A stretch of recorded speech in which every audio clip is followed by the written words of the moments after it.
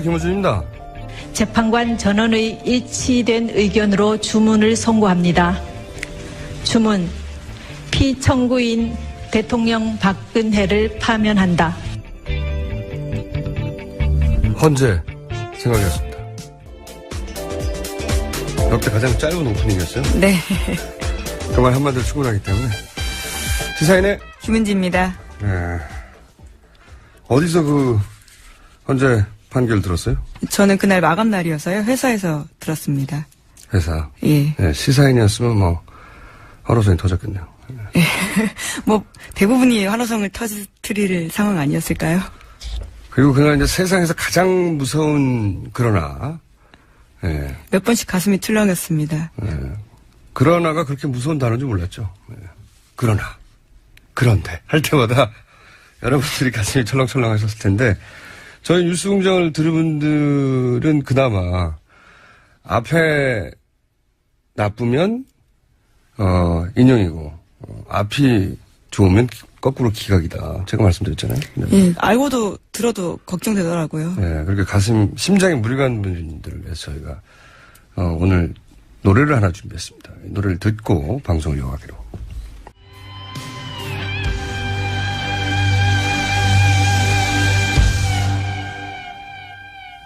She's gone. 네. 조금 더 들어야 되는데 노래가 첫 줄만 나오고 딱 끝나버렸네요. 네. 네. 가사 첫 줄로 이제 충분해서 부연 설명을 하지 않는 걸로 하고. 자, 박근혜 대통령이 사저로 돌아왔어요? 네. 어제 저녁 청와대를 떠났습니다. 헌법재판소 결정이 난 지 56시간 만이었는데요. 저녁 7시 39분쯤 삼성동 자택에 도착했습니다. 웃음띤 모습으로 자유한국당 의원들과 지지자들에게 인사를 건네고요. 집으로 들어갔습니다. 헌재 결정에 승복한다라는 메시지는 끝내 내지 않았습니다. 저는 이제 뭐 이틀 만에 가고 그래서 빨리 나가야 되는데 안 나가냐 이런 얘기 있었는데 그건 뭐 사자가 준비 안 돼서 그렇다고 쳐도 가장 큰 문제는 메시지가 없었다는 거죠. 메시지가. 예, 직접 네. 메시지는 없었습니다. 청와대에서 사저로 가는 순간의 상징성, 이런 걸 생각해 보면 그 기회를 사실 그 친박 입장에서 충분히 살렸어야 되는데 그것도 못 살렸어요. 그러니까, 메시지가 없다는 게 이게 내 기분과 무관하게 내 위치나 지위나 역할이나 직분이나 책임에 따라서 해야 할 일이 있잖아요. 이거는 사회생활 하는 성인 다 아는 거예요. 근데 헌정사상 초유의 일이 벌어졌는데 그 친박 집회에서 3분이나 사망했는데. 예, 그렇죠. 네, 자기 기분이 아니라고 입을 닫아버려요. 인정할 수 없다는 태도죠. 이거 어린애인가요? 예. 이거는 대통령 자질을 따지기 전에 정상적인 성인 축에도 못 드는 겁니다. 아니, 내 기분이 아닐 수 있죠. 하지만 성인이라면 자기 위치, 역할, 직분, 책임 때문에 해야 할 일이 있다는 걸 안단 말이죠. 그걸 안 해.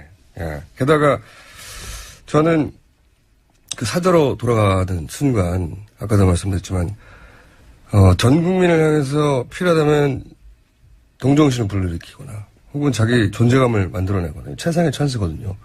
다들 보고 있는 순간이기 때문에, 그 상징성이 대단하니까. 근데 한 게 이제 박사모 집결이에요. 아직 우리는 죽지 않았다, 우리 무시하지 마자, 뭐 이런 거거든요. 네, 또 트럼프기 똑같이 나오고요. 성조기 비슷한 것도 나오고 했었습니다. 네, 이거는 사실 동정심을 가질 만한 분들, 그분들하고 이런, 분리시키는 거예요. 아, 자기들끼리 결국 노는구나. 위로해줄 사람 저 옆에 있구나. 하수도 이런 하수가 없어요. 어떤 이런 연출을 하는 건지. 박사모는 또 오전부터 거기 가 있었잖아요. 네, 취재진들 엄청 또 때렸습니다. 취재진들 왜 이렇게 때리나 몰라요. 박사모가 어떻게 알았겠어요? 오전부터 거기 가 있는. 기자들 몰랐는데. 미리 연락한 거예요, 박사모는. 당연히. 그리고 이제 방송을 보신 분들은 아시겠지만 카메라가 자꾸 태극기로 가려졌잖아요. 네네. 그거는 현장에서 도망갔다던 박사모 회장이 됐습니까? 네. 그분이 현장 지휘를 했어요. 제가 알기로는. 그래서 MBC 지미집 있잖아요. 네. 그 카메라를 제외하고는 다른 모든 카메라를 태극기를 가렸어요, 계속. 예, 그렇죠. 일부러. 그리고 왜 박근혜 전 대통령이 이제 박사모 회원이 만든 판넬 그 앞에 쭈그리고 앉아서 사인하고 했잖아요. 어떻게 그 폴리스 사인하고 그 경호 라인을 뚫고 거기까지 들어왔겠어요? 그거 다 연출된 거거든요? 아, 저는 자기들이 가진 가장 큰 카드를 이런 팬클럽 행사 연출로 날려버리는 걸 보고 참 감사한 마음이 들었어요. 야, 와, 하수구나. 누가 브레인인지 박수를 보내드립니다. 네. 이번 대선에서 박근혜 전 대통령과 저 친박 세력이 변수가 될 가능성이 거의 없구나. 저 정도의 브레인이라면. 저는 그런 생각을 했고요. 대독 메시지가 있긴 있었죠. 네, 민경욱 의원이 대신해서 메시지를 전달했는데요. 4문장이었습니다. 이런 이야기인데요. 제게 주어졌던 대통령으로서의 소명을 끝까지 마무리하지 못해 죄송하게 생각합니다. 저를 믿고 성원해주신 국민 여러분께 감사드립니다. 이 모든 결과에 대해서는 제가 안고 가겠습니다. 시간이 걸리겠지만 진실은 반드시 밝혀진다고 믿고 있습니다. 제일 마지막 문장이 핵심인 거죠. 그렇죠. 진실이 반드시 밝혀지겠죠.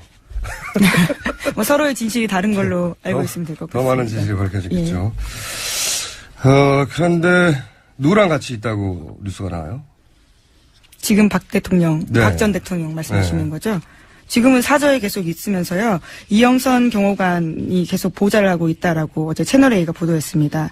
청와대에서 삼성동으로 파견한 20여 명의 경호 인력에 포함되어 있다라고 하는 건데요. 이 경호관 같은 경우에는 현재 불구속 기소된 상태거든요. 그런데도 거기에 끼어 있는 거고요. 게다가 윤전추 행정관도 어제 사저까지 동행한 모습에 얼굴을 드러냈습니다. 그러니까 삼성동 집에 합류할 가능성이 큰 거죠. 그렇군요. 근데 오늘은 저희가 일반 뉴스 말고 탄핵의 결정적 장면들 한번 되짚어볼까. 김어준 해석관으로. 네. 우선 저는 이정미 재판관의 헤어롤 있지 않습니까? 크게 화제가 그렇죠. 된. 굉장히 화제가 됐죠. 네. 이 대통령 박근혜를 파면한다 하는 문장하고 저는 완벽한 수미 쌍관, 완벽했다라고 봐요. 그 헤어롤이. 이번에 안 단어인데 정수리뽕이라는 단어가 있더만요. 그런가요? 저도 지금 처음 듣는데요. 남성들은 M자 탈모가 예. 있겠습니까? 여성들은 중년이 되면 정수리 쪽에서 탈모가 일어난대요. 그래서 이 여성들에게는 이 정수리의 볼륨이 굉장히 중요한 거랍니다, 안에. 여성들의 자존심이라고 할까요? 네. 그런데 저도 이번에 알아서 정수리 뽕이라는 단어가 따로 있어요. 검색을 치면.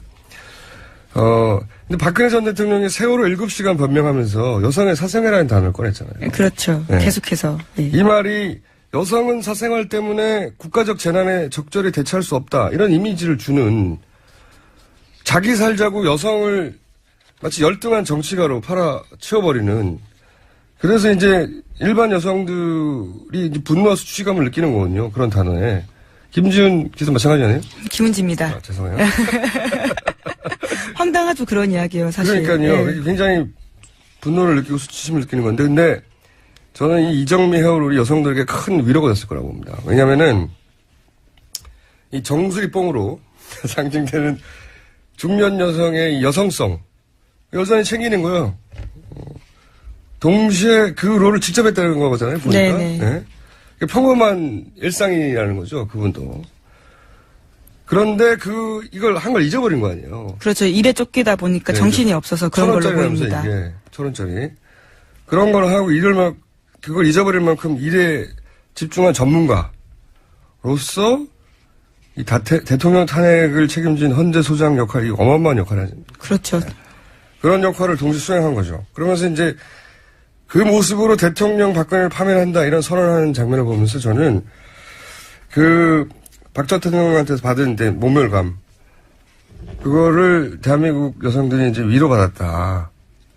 제가 보기에는 굉장히 상징적인 장면이었다고 보고. 네, 외신도 굉장히 관심을 많이 기울여서요. 그 비슷한 해석들의 기사들이 나오기도 했습니다. 저는 그 롤은 받아서 역사박물관에 전시해야 된다고 봅니다. 굉장히 역사적인 물건이라고 보고요. 자, 결정적인 순간, 김어준 해석의 결정적인 순간. 네. 첫 번째는 JTBC 태블릿 보도. 이 탄핵 국면 전체를 통틀어서 가장 중요한 보도였죠. 역사책에 또 등장할 보도랍니다. 예, 지난해 10월 24일입니다. 근데 결정적인 순간은 그 보도에 대한 박 전 대통령의 대응이죠. 예.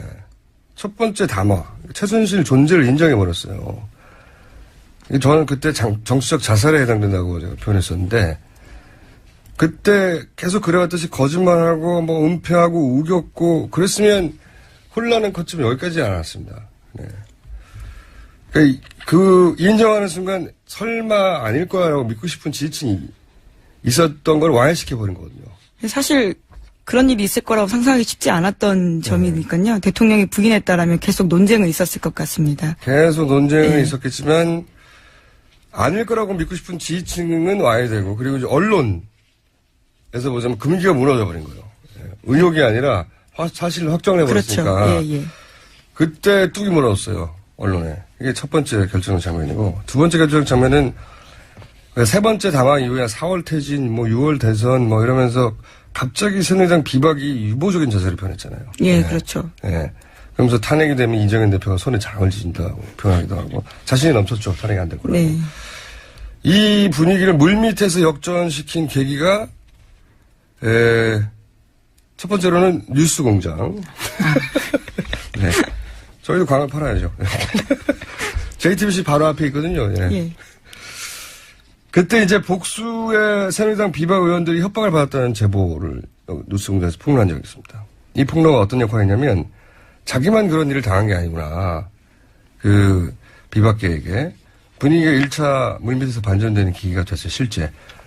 이제야 말하지만 당시 어떤 정부 부처에서 몇 사람이 와서 어떤 이야기를 했다고 굉장히 구체적으로, 그리고 나중에 듣기로는 최소 20여 명 이상이 그런 협박을 받았다. 이때 1차 분위기 반전이 있었고, 두 번째로는 그때 시민들이 전화기를 들었죠. 전화기를. 그래서 수십만 명의 시민들이 전화와 문자를 보내기 시작합니다. 예, 탄핵 그대로 가야 된다고요. 예. 예. 그리고 처음에는 이건 세력이 하는 게 아닌가 의심하던 뭐 비박계 의원들이나 그런 분들이 자신의 지역구에서 직접 자기가 알던 사람들로부터 문자가 오는 걸 보면서 이게 진짜 유권자의 민심이구나 하는 걸 받아들인 거죠. 예. 그때 전화기를 들었던 모든 분들의 통화 하나하나가 결정적이었던 거고요. 예. 게다가 그때 그 주말 집회가 100만 명 넘었다라면서 굉장히 그 절정을 치달아가고 있을 때였죠. 이게 탄핵 가결 이전에 결정된 장면이고 가결 이후에 헌재 판결까지 8대5로 났습니다만 숨어있는 결정적 장면들이 있다. 이거는 저밖에 얘기할 수가 없어요. 어떤 이야기인가요? 숨어있는 결정적 장면들. 그 외에 제가 2월 중순쯤에 자유한국당에서 헌재 승복 서약서 네, 수라고 그렇죠. 막 치고 나올 때 네, 원유철 의원 네. 같은 분들이요. 왜 승복을 압박하냐 자유한국당이 너무 이상하지 않냐. 처음으로 문제 제기했던 거잖아요. 네. 이제야 말할 수 있다. 몇 가지 얘기를 해보자면 사실은 그 한 달 전쯤에 시작된 물밑에 어떤 흐름이 존재했어요. 어떤 흐름이었냐면 뭐였냐면 이제 2명의 재판관은 기각 가능성이 높다.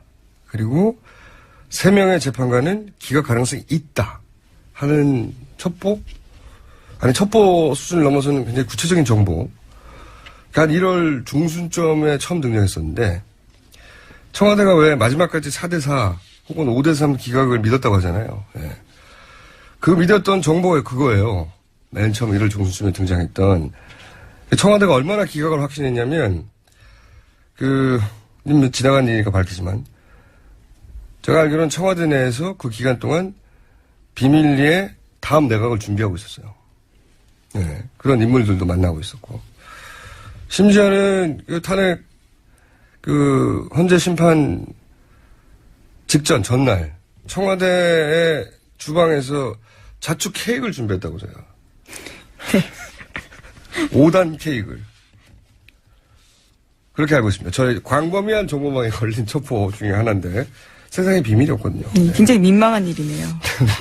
그 정도로 믿었다는 거예요. 이게 단순히 찌라시 혹은 친박 프레임이 아니고 청와대가 겨우 증권과 정보지에 이렇게 매달려서 이러는 거 아니거든요. 예, 절대 아니고 그건 권력의 집요함이라든가 어떤 힘을 너무 과소평가하는 거고, 마지막 순간까지 믿을 만큼 대단히 구체적인 정보가 있었는데, 어떤 경로로 만들어진 건 짐작은 가지만, 어쨌든, 그때 그런 정보가 등장하면서, 헌재 승복하라는 공세, 그리고 가짜뉴스 본격적으로 생산하고, 그리고 뭐, 친박 집회 대규모로 확대하고, 그리고 김문수 전 도지사 같은 분들이 집회에 직접 등장하고, 동시다발로 진행됐죠. 그러니까, 2+3, 이 기각 가능성을 붙이려는 작전이 그때 시작된 건데, 근데 이 작전의 전략이 완전히 실패한 거예요. 전략이. 제가 보기엔. 완전한 패착이다. 그 전략이 뭐였냐면, 인용되면 큰일 난다, 이런 협박. 그리고 무시, 비협조 이런 거거든요. 생각해보시면, 그때 특검 조사나 최후 진술 다 거부했잖아요. 네네, 헌재에서요. 네. 그리고 법정에서도 어떻게든 일정을 지연시키라고 하는 비협조가 있었죠. 협박들, 친박 집회는 사실은 한마디로 하면 인용되면 큰일 나 이거잖아요. 협박. 대국민 협박이고 또 이정미 강일원 재판관에 대한 협박. 뭐 집 주소를 공개한다든지 뭐 특검도 협박했죠. 박명수 특검, 박영수 특검, 박맹이로 뭐 목을 딴다느니 뭐 법정에서도 협박했죠. 아스팔트에 피를 물들 거다.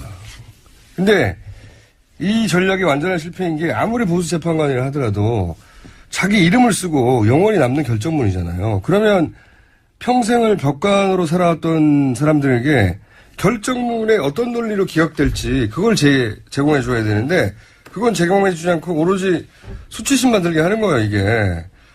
정말 이 멍청한 전략을 누가 짠 건지 박수를 보냅니다.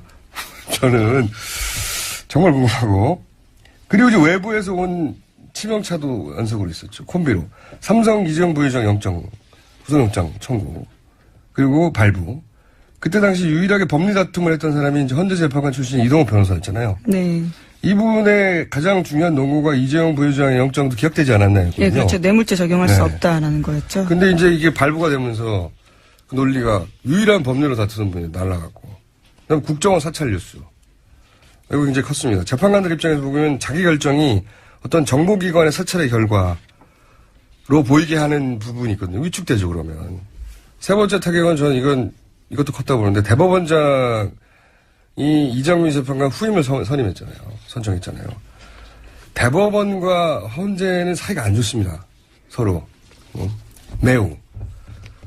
그런데 이거는 3월 13일 이후로 헌재 판결을 연기하라고 하는 아마도 친박 사이드에서 압력과 헌재 영향을 주면 안 된다고 하는 어떤 원론 사이에 타협을 해가지고 그 헌재 판결 직전에 이런 임명을 했잖아요.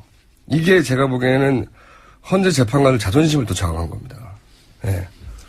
자존심을 저항하죠. 예, 당연히. 그것도 실패 전략이고. 그리고 8대0 인용이 됐잖아요. 저는 8대0 인용을 만든 주인공이 바로 친박 집회라고 봐요. 왜냐하면 그때 이제 과격하게 협박하고 국론이 양분됐다고 하는 프레임으로 계속 밀고 나왔단 말이죠. 근데 이게 재판관들이 소수 의견을 내면 그 소수 의견의 근거로 해서 친박 집회가 더욱 가열될 거라는 우려를 만들어주죠. 네. 역시 땡큐입니다. 이 일관되게 무식한 전략. 대리인단 같은 경우에도 굉장히 말도 안 되는 막말을 변호사로서 할 수 없는 일들을 했는데요. 계속 모욕했죠. 예, 그렇죠. 그 수석 대리인이라고 했던 그 발언을 한 날 처음이자 마지막으로 헌법재판관들이 모여서 술을 먹었다고 합니다.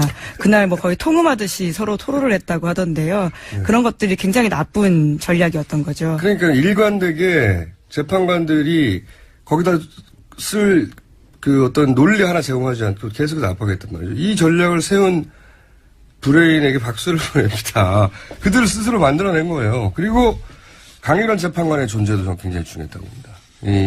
원래 주심이 평의할 때 헌법재판소는 서로 의논해서 결론을 내잖아요. 근데 주심이 먼저 의견을 제시하고 평의를 주도해 간다고 해요. 그러니까 결정문도 초안을 쓰고. 근데 이 주심이 의견을 내고 이의 제기를 하고 그러면서 이제 의견을 좁혀가고 근데 보니까 강일원 재판관이 굉장히 탄탄하고 꼼꼼하더라고요. 예, 그러시죠. 또 법정에서도 굉장히 송곳 질문했습니다. 네. 심판정에서도. 이분이 처음에 의견을 제시할 때 반론하기 쉽지 않았을 거라고 봐요.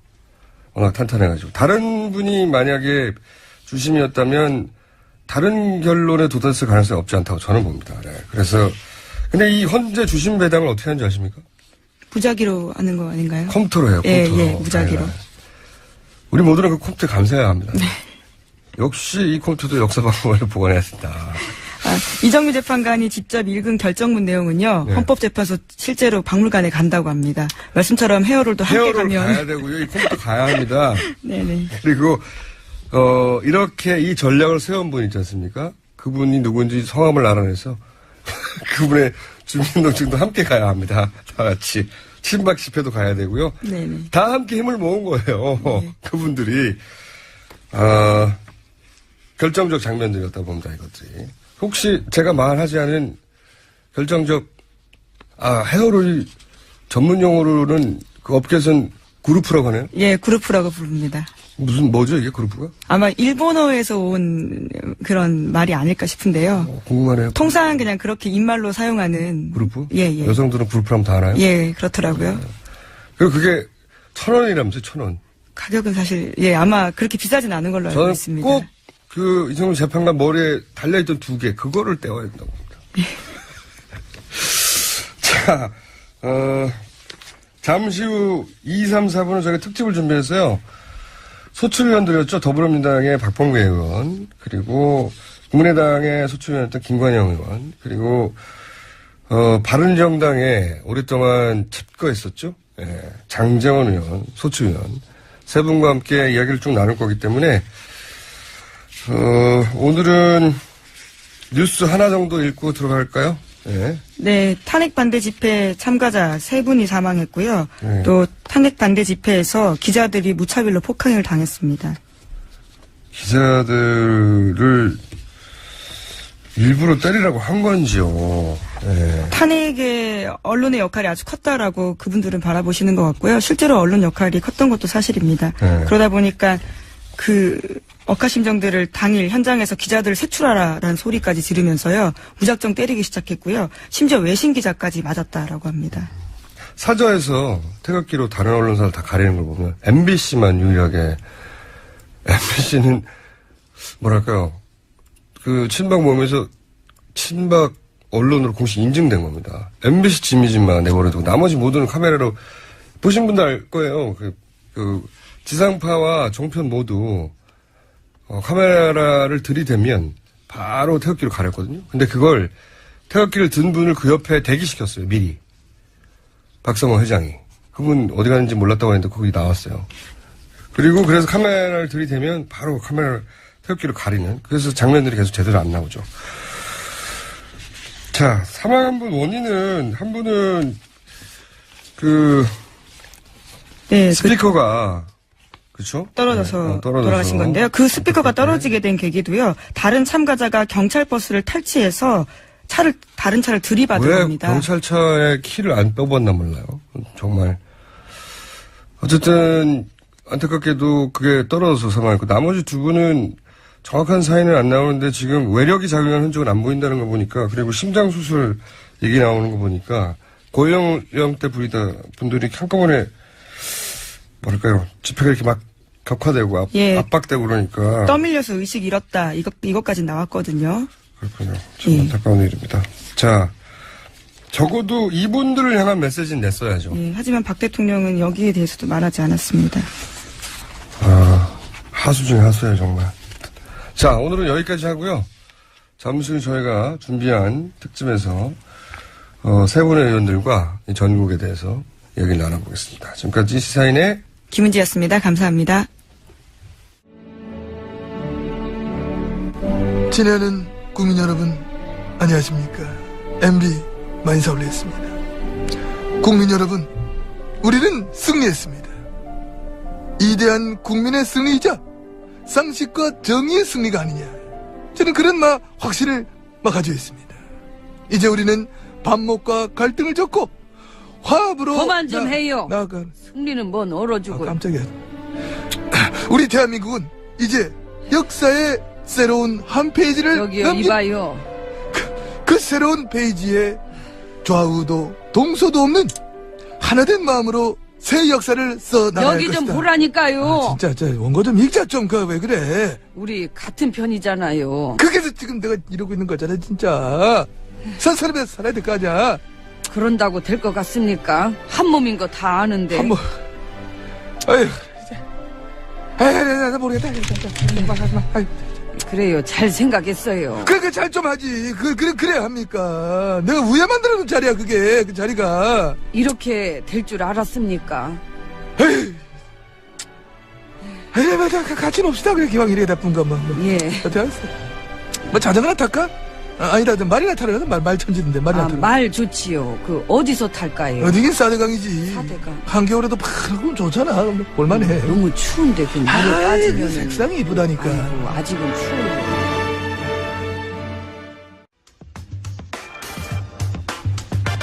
자, 오늘은 특집으로 준비했습니다. 더불어민주당의 박범계 의원 나오셨습니다. 안녕하십니까? 네, 반갑습니다.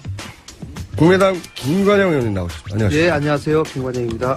바른정당에 오랜만에 나오신 장재현 의원님 나오셨습니다. 안녕하십니까. 장재원입니다. 어디 가셨었어요? 글쎄 제가 한 3주 방송을 출연을 못했습니다. 이 세 분의 공통점은 탄핵소추위원이었다는 거. 네, 세 분의 공통점은 그런 공통점이 있습니다. 다른 이야기 전에 장재현 의원님 오랜만에 방송에 나오셨으니까 짧게 한마디 하셔야죠. 예, 반갑습니다. 그동안 많이 성원해주고 격려해 주셨는데 조금 가정의 문제로 이렇게 실망을 드려서 진심으로 죄송하다는 말씀을 드리고 앞으로 저희 아들 성원하면서 잘 지켜보겠습니다. 그동안 제 응원해 주시고 또 비판해 주신 여러분께 진심으로 감사드립니다. 자, 그럼 돌아가시죠, 이제. 자, 오늘 제가 질문도 굉장히 많은데 저희 작가들도 궁금한 게 되게 많았단 말이에요. 몇 장에 걸쳐 이렇게 긴 질문 좀 처음 봤는데 다른 이야기 전에 이 탄핵 결정 전에 네. 탄핵이 인용되었지만 네. 이거 약간 불안한데 하는 순간들 그때는 내가 말을 못했는데 각 당의 사정상이라든가 혹은 본인의 감 혹은 뭐 본인의 정보 이때 진짜 불안했었어. 그때는 말할 수 없었지만 지금 말할 수 있다. 자, 그러면은 당원이랍니다. 의원 수도 할까요? 네. 당원 수도 아니다. 예. 예. 박범계 의원님부터. 네. 글쎄 뭐 두 가지 대목인데 첫 번째는 지금 이제야 말할 수 있다. 네. 예. 그러니까 딴 데 가서 말할 수 정말 이제야 말할 수 있는. 네, 진짜 이제야 말할 수 있는. 저는 조영호 재판관님, 예. 제가 인사청문회를 했던 분이고, 예. 김창정 재판관님, 네. 그 두 분 또 이제 일단 그 두 분, 예. 그 두 분에 대해서 사실 박근혜 대통령이 직접 임명권 행사한 분은 서기석, 조영호 네. 두 분인데 서기석 재판관님은 꽤 이렇게 질문을 통해서 일종의 우리 나름대로 커밍아웃. 네. 저분은 탄핵 인용을 마음을 먹으셨구나. 네. 이렇게 판단할 근거들이 나왔는데 두 조영호 재판관님하고 김창원 재판관님은 말씀이 워낙 없으셔가지고. 김창원 재판관님. 네. 솔직한 얘기로 이제 한 분은 대통령이 임명하신 분이고 한 분은 TK에서만 거의 이제 향토법관. 지역법관을 예. 하셨던 분이라. 불안하셨죠. 불안했습니다. 예. 네, 그래서 끝까지 이제는 말할 수 있습니다. 끝까지 저분들 말씀이 없으셔가지고 어떤 생각을 갖고 계신가 했는데 저는 탄핵 인용 결정이 나기 전에 한 일주일 전부터 8대0으로 갈 거다 이제 이런 예측을 공개적으로 했는데요. 왜냐하면 탄탄하게 5명 내지 6명의 탄핵을 인용해야 된다는 법정 의견을 갖고 계신 재판관님들이 혹시 설득을 할 가능성이 매우 높다 이렇게 봤는데 아니나 다를까 열어놓고 보니까 두 분 재판관님도 흔쾌히 인정을 하셨고, 그 다음에 가장 직접적으로 정말 살 떨린 시점은 탄핵을 선고하기 직전에 이제 재판관님들이 그 대법정에 입정하기 전에 손범규 변호사하고 대통령 측에 또 이동욱 변호사님이 두 분이 이렇게 표현하면 좀 그렇지만 굉장히 밝은 표정이었어요? 밝은 정도가 아니라 이게 귓속말도 하고 웃고 그래서 제가 당황해가지고 우리 김관영 의원님하고 장재현 의원님 쪽으로 가서 권성동 위원장님 그리고 또 우리 진행했던 우리 헌재 재판장에서 예. 그 내에서 들어오기 전에 들어오기 전에 그분들 들어오기 전에 전이죠, 10분. 재판관 들어오기 전에 그래서 야 이거 무슨 일이 있는 거 아니야? 이건 어떻게 되는 거야? 자기들만 아는 정보가 있는 거 아니야? 그러니까 아주 살뜰렸습니다. 서늘하셨고 그 두 대목은 아주 그분들은 기각을 확신하셨던 것 같아요 보니까 이유는 모르겠으나 그러니까 이제 판단이 아주 미숙한 거죠. 저기 장지원 의원님 의원 수로 보면 국민의당이군요. 네. 제가 서운하려고 그랬습니다. 예, 큰일 날 뻔했네요. 예.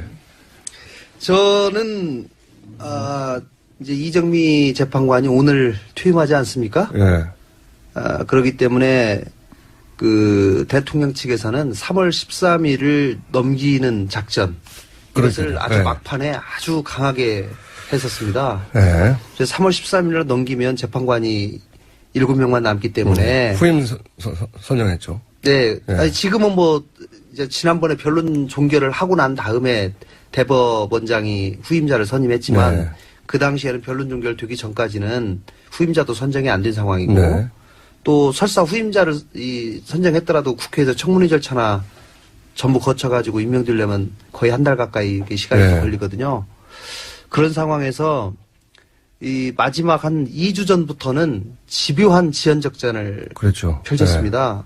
그래서 3월 13일이 만약에 넘어가 버리면 저는 대단히 쉽지 않을 거다. 그렇겠죠. 그리고 예. 7명만 남게 되면 7명 중에 1명이 병원에 입원해 버리면은 진행이 안 되는 거거든요. 네. 예, 그래서 그 작전으로 가는 것.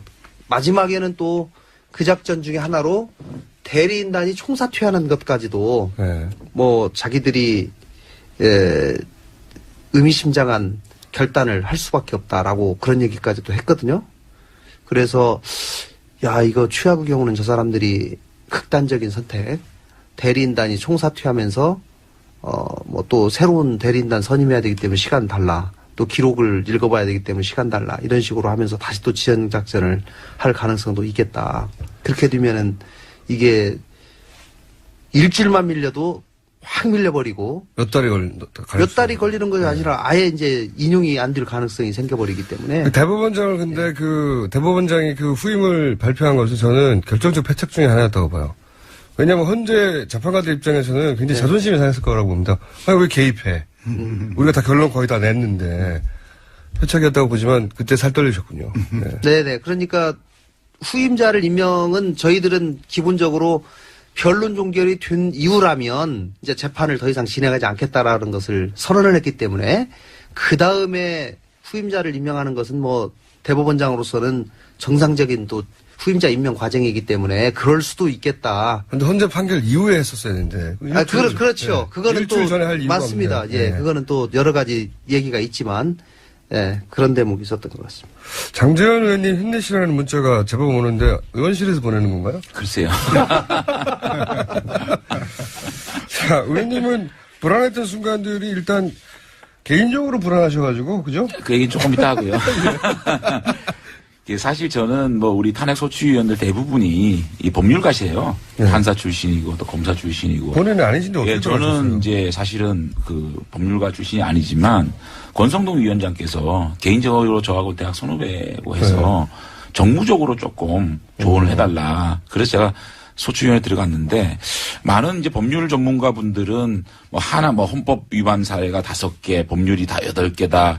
또 헌법재판관의 성향이 어떻다. 이런 것들을 잘 아시니까 네. 굉장히 불안해 하실 부분이 좀 있을지 모르겠는데 일반적으로 국민들의 보편적 상식에서 이것이 불안할 시점이 있는가. 또 네. 마지막 날 탄핵 그 결판 나는 날 많은 이 의원님들이 모여서 야 이게 너무 저쪽에서 이동호 그 변호사하고 김홍민 변호사 너무 밝은데? 너무 밝고 웃지 않느냐. 그래서 제가 그랬어요. 이춘석 의원님 계셨는데 이게 탄핵 인용이 안 되면 뭐가 됩니까? 이렇게 말씀을 드렸는데 아무것도 모르니까 마음이 편했군요. 네, 저희 대표 변호사께서 그러니까요. 대표 변호사 8대 0입니다. 그렇게 말씀하시더라고요. 그래서 저는 뭐 탄핵이 될 거라는 거는 제가 뭐 어떤 그 위험한 순간은 별로 없었는데 다만 저는 확실하게 이게 탄핵 인용이 될 거다 확신을 가진 게 안종범 씨가 나와가지고 모든 행위의 정점에 대통령이 있었다라는 얘기를 하는 딱 들을 때 이거는 이제 끝났다 이런 생각을 했고 아무것도 모르니까 그래.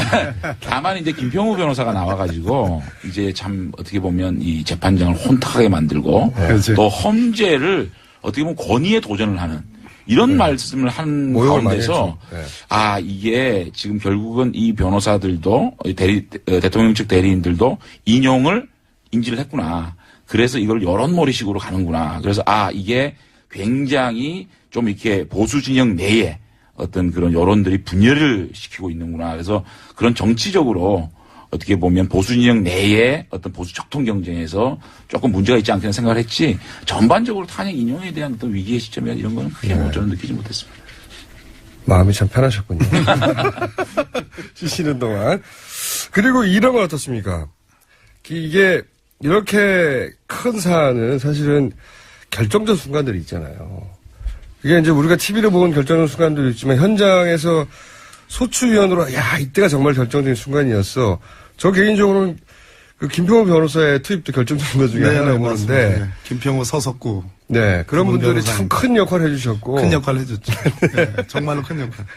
제가 보기에는 이번에 이제 선고를 하고 놓고 보니까 네, 쭉 되돌아보시니까. 예, 선고문의 구성 자체도 그렇고 사실은 전체적으로 이제 대통령 공무원 임면권, 언론의 자유, 세월호 이 부분이 다 그러나로 다 이 배척이 된 거 아니겠습니까? 네. 정말로 그때는 이러다가 진짜 마지막 몇 개 안 남았는데 이제. 몇 개가 아니라 딱 하나 남은 거죠.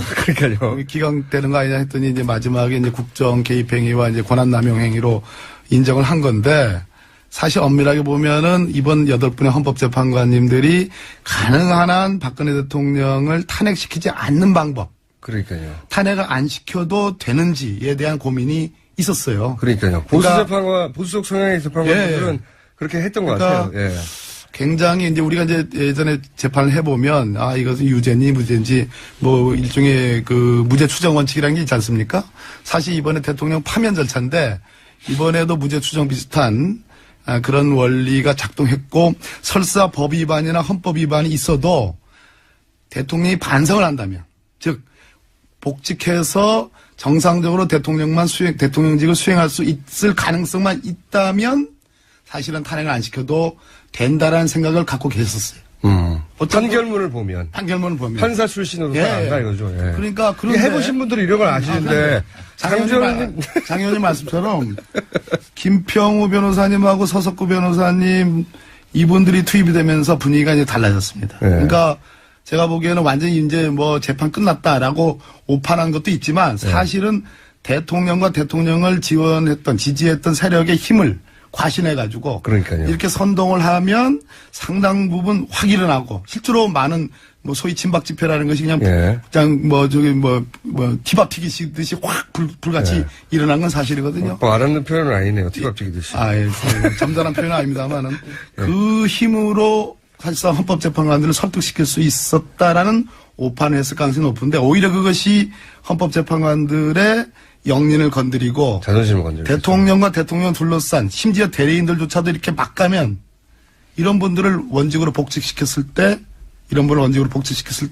그 국정농단은 다시 또 개시될 가능성이 있다라는 그 판단을 한 것 같아요. 그럼 두 분 변호사의 투입이 결정적인 순간이었다? 패착이죠. 패착. 지금도 마찬가지. 결정적인 순간 딱 그때밖에 없었습니까? 보시기에?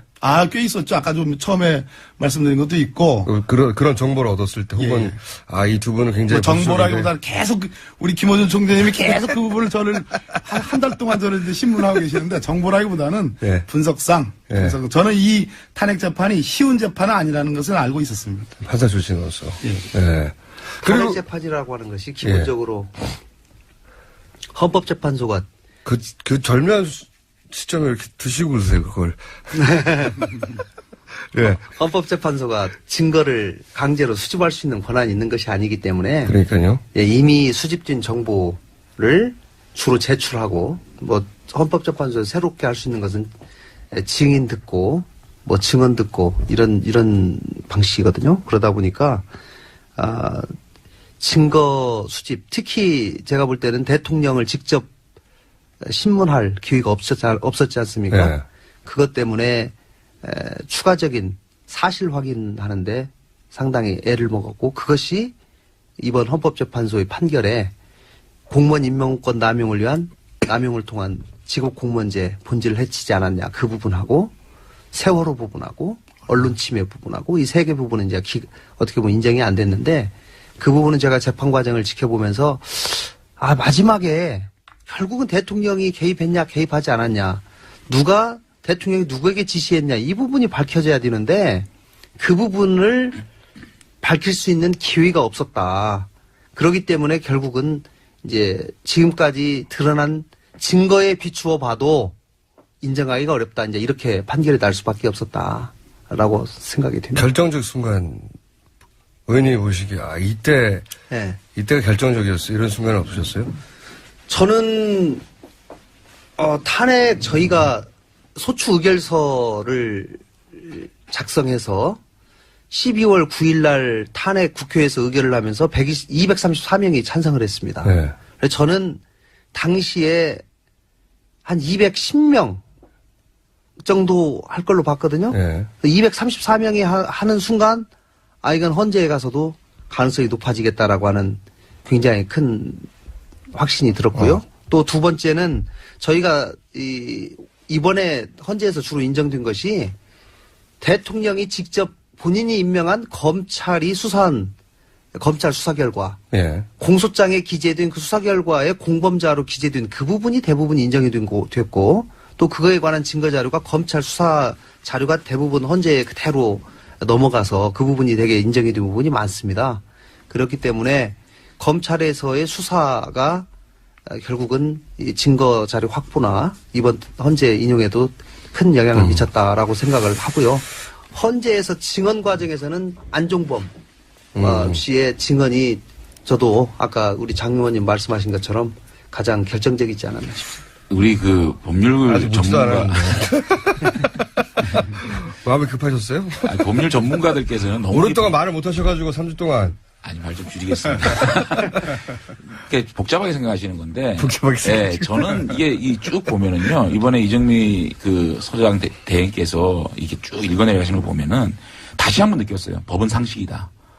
법은 절대로 상식에서 벗어나지 못한다는 느낀 게 사실 한번 보자고. 세월호 문제 같은 경우에도 세월호 문제가 대통령의 성실 의무를 위반하지 않은 건 아니다. 뭐냐면 성실 의무라는 게 좀 모호하다. 성실 의무라는 것을 탄핵의 어떤 종목으로 넣기는 좀 힘들다라는 얘기를 하신 거예요. 무슨 말이냐면 성실 의무를 100을 위반을 해야 탄핵인데 80이냐 90이냐 100이냐 이렇게 계량화할 수는 없는 것이 아니냐. 그런 차원에서 기각이 된 부분이고 인사농단이나 언론농단도 세계일보 문제는 문제가 있다. 다만 이것을 누가 지시했는지 정확하게 밝혀지지 않았다는 얘기를 한 거고 마지막에 저는 이번에 이정미 재판관의 어떤 하이라이트가 특검과 검찰 수사에 협조하지 않은 거. 그 다음에 대국민 담화가 진성이 없었던 거. 이게 대통령으로서의 어떤 자격을 어떤 재판대에 놓고 이것을 만약에 대통령을 탄핵을 하는 것이 대한민국의 이득이냐. 탄핵을 하지 않는 것이 이득이냐 놓고 봤을 때 헌법 수호 의지가 없는 대통령을 탄핵하는 것이 대한민국의 이득이다. 이런 차원에서 정말 보편적인 상식에서 이것을 판결하기 때문에 저는 앞으로도 이 재판문을 보게 되면 어떤 사람이 대통령이 돼야 되고 새로운 리더십을 어떤 사람에게 부여해야 되는지의 것을 좀 명확하게 우리 사회가 앞으로 나아갈 방향을 좀 지향을 해준 부분이기 때문에 굉장히 몽문이었다는 생각이 들고 결정적인 순간 아까 말씀드린 안종범 씨가 나와가지고 한 얘기고요. 그러니까 개인적으로 보면 12월 9일 날 탄핵하기 전에요. 사실 모든 시선이 그 당시에 새누리당 비주류 쪽에 쏠려 있었어요. 비박이 그때 주인공이었죠. 제가 그때 이 스튜디오에 나와가지고 말씀드렸잖아요. 몇 표 나올 것 같아요. 그래서 말씀을 제가 230에서 250이다 말씀드렸듯이 사실은 저희 같은 경우에는 만약에 탄핵이 안 됐을 경우에 새누리당 비박계에 쏟아지는 비판이라든지 이런 것들을 굉장히 좀 두려워했었고 다만 이런 것들이 저희들이 결심을 하고 새누리당 비박계들이 탄핵을 주도했다. 이런 것들에 대해서 결정적인 순간은 아마 12월 9일 날 국회에서 정말 압도적인 다수로 탄핵이 인용된 것들이 제가 볼 탄핵의 어떤 탄핵 소추안이 가결된 것이 가장 결정적인 순간이 아니었나 생각이 듭니다. 이 세월호 관련된 판결에 대해서는 사실 이견이 좀 있는 걸로 상식이라고 말씀하시는데 다른 상식을 하신 분들도 있거든요.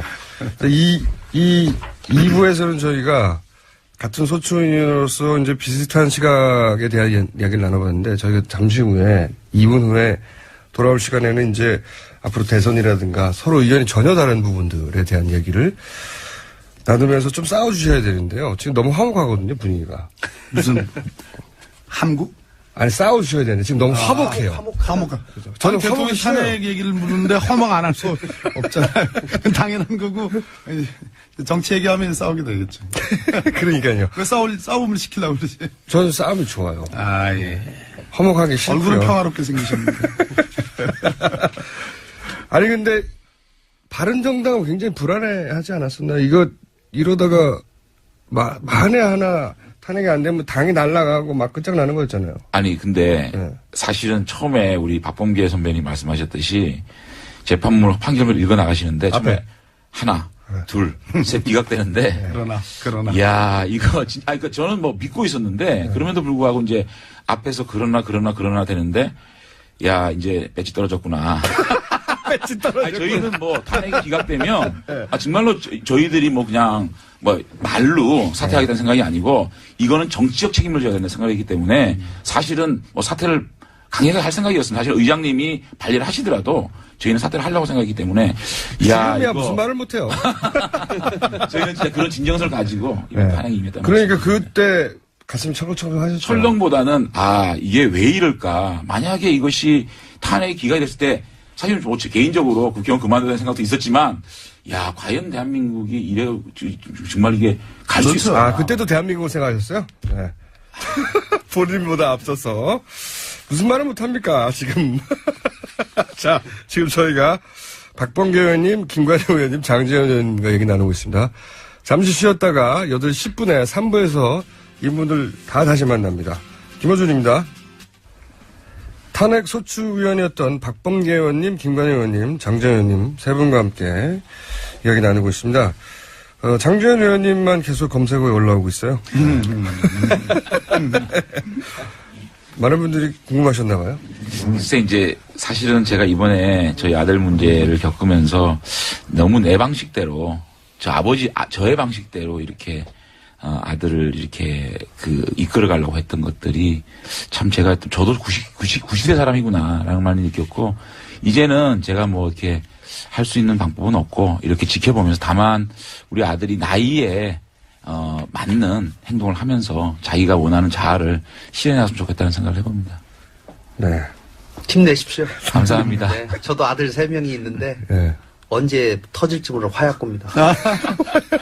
항상 네, 아들은 다 할 거예요. 네. 저도 항상 걱정하고 삽니다.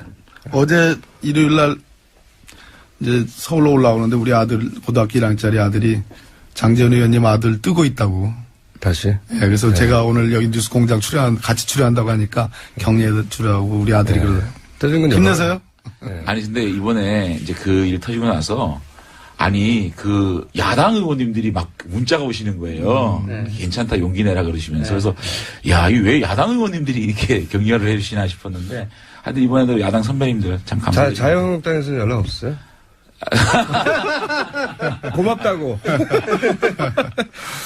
자, 앞 이야기 마무리하자면 전 대통령이네요. 이제 박근혜 전 대통령이 청와대 떠나서 사저에 가면서 메시지를 대리로 냈잖아요. 네. 그 메시지에 대한 논평 간단하게 하고 네네네. 다른 주제로 넘어가겠습니다. 자, 순서를 해주세요. 다시. 순서가 접니까? 예. 그래서 박근혜 전 대통령 국민 감정 건드리는 데는 재주가 있으신 분이에요. 예, 저는 제가 이제 다른 방송에 나가서 예측을 대통령 메시지가 없길래 메시지가 나온다면은 어떡할 것 같느냐라는 질문을 듣고서 주문은 이번에 이제 헌재 재판의 주문과 이유가 있지 않습니까? 네. 이유를 먼저 쫙 얘기한 다음에 마지막에 피청구인 대통령 박근혜를 파면한다. 이게 네. 주문인데 주문은 헌재 결과의 승복, 이유는 불복.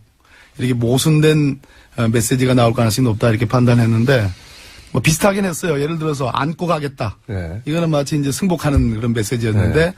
바로 뒤 문장이 나온 네. 문장이 진실은 반드시 밝혀질 것이다. 결국은 진실 밝혀져 봤자 뭐 박근혜 대통령 더 나쁜 일 한 거 더 많이 밝혀져 가지고 오히려 죄만 더 많아지는 거지 뭐 그렇게 말씀하시면 국민들 화 돋구는 일이니까 글쎄 저걸 무슨 계산으로 한 것일까 정무적으로 한번 판단해 봤는데 대통령 선거는 아닌 것 같고요. 워낙 지금 대통령 대면 조사와 청와대 압수수색 또 뭐 출국 금지 이런 것들이 다 남겨져 있고 지금 최순실과 다 공범 관계인데 최순실 기소된 것만 가지고 유죄가 한 3분의 2만 나와도 제가 보기에는 형량이 엄청나거든요. 얼마나 나올? 판사하셨으니까. 지금 아무튼 최소 10년 이상은 나오는 이런 사례인데 거기서 최순실 씨가 10년 이상. 10년 이상. 뭐 아니면 많게를 보는 분들은 뭐 무기징역까지도 보는 수가 있다는 건데요. 박근혜 대통령의 경우에 만약에 그 혐의들이 다 공범 관계로 돼 있습니다. 그럼 마찬가지로 그 정도.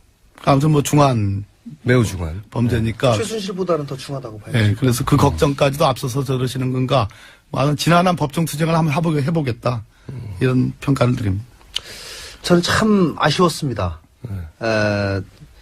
국민들에게 마지막 용서를 구할 수 있는 찬스를 저렇게 날려버리는가. 그런데 이제 그동안 헌법재판소에서 제출된 여러 대통령의 대리인단이 보여준 행동, 또 마지막 대통령이 본인의 의사다 해가지고 이동욱 재판관이 대신 읽은 내용이 있거든요. 그 내용을 보면은 본인이 사익 추구하지 않았다.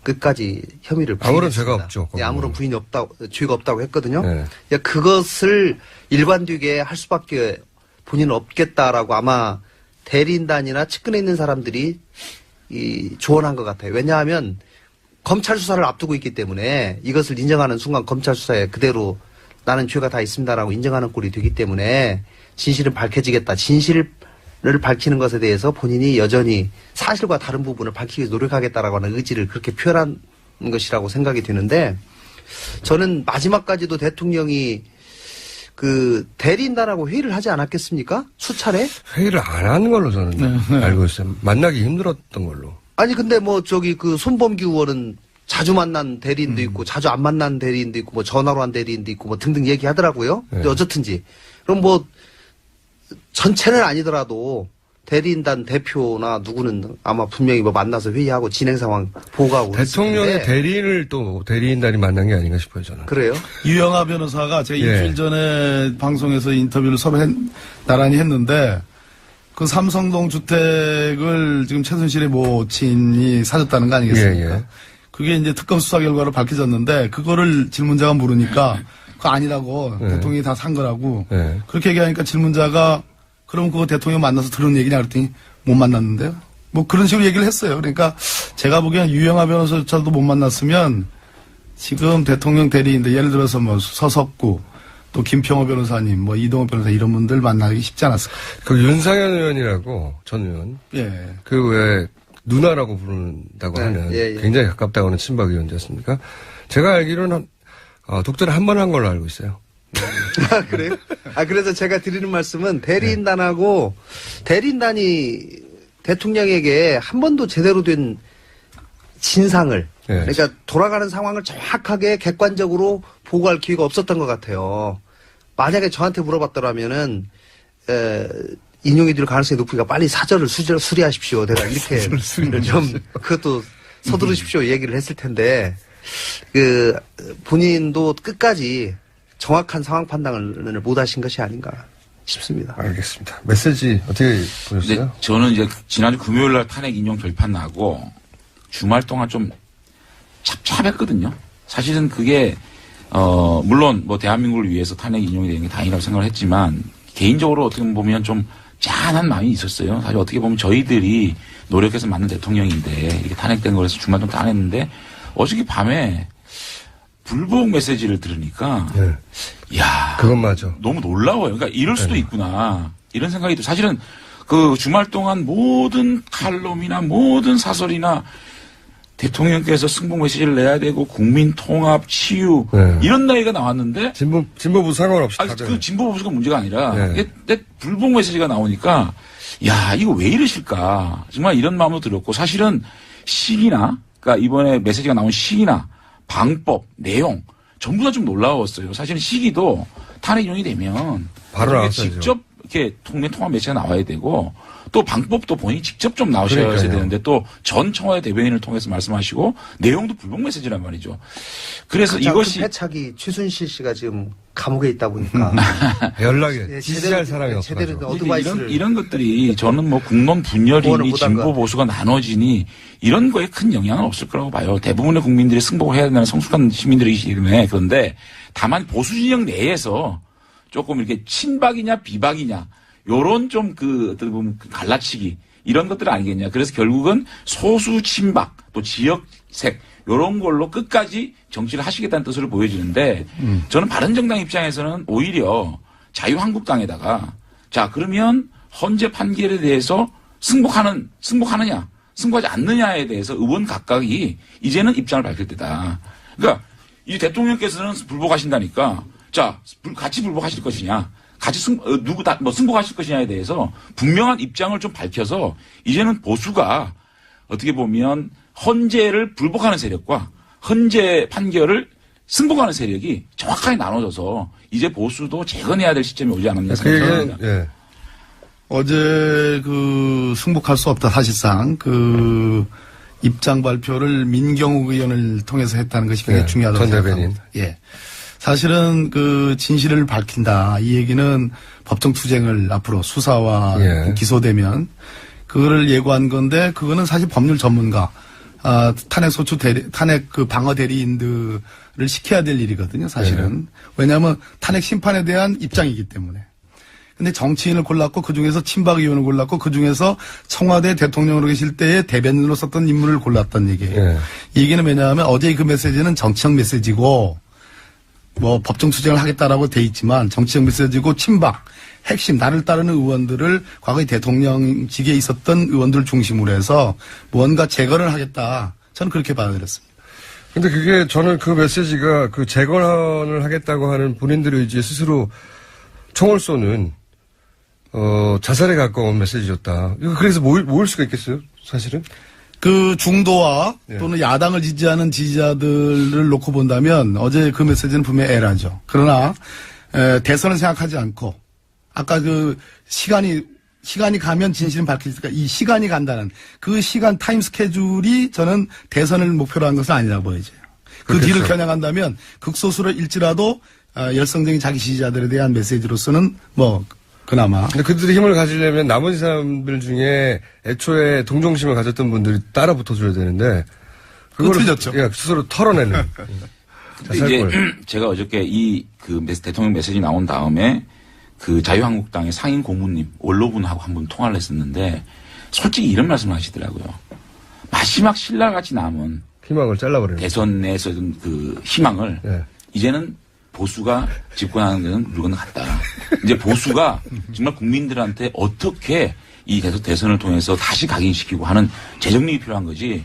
야, 정말 힘들어졌다는 말씀을 하시는데 굉장히 저도 동의를 하고 어저께 대통령께서 결국은 대한민국을 위해서도 아니고 또 보수 진영을 위해서도 아니고 그야말로 소수 친박의 팬클럽. 어떻게 보면 남아있는 이것을 가지시겠다라는 모습에 안타까웠는데 그러면서도 바른정당 입장에서는 굉장히 자유한국당에서 탈당 많이 하겠구나 이런 생각하시지 않았어요? 근데 지금 이제 사실은 지금 이제 보면 앞으로 검찰 수사에 나가시는 문제 또 그것이 구속 수사가 될지 불구속 수사가 될지 모르겠지만 그런 많은 과정이 있습니다. 이 과정 속에서 여론이 어떻게 변할지는 모르거든요, 사실은. 그렇기 때문에 그런 것들 지켜보면서 소수 세력들을 결집을 시키겠다는 것이기 때문에 바른정당은 지금까지의 어떤 행보하고 틀려질 게 없을 것 같아요. 자유한국당은 아까도 말씀드렸지만 이삭죽기. 아니요. 이삭죽기도 아니고 보십시오. 헌재의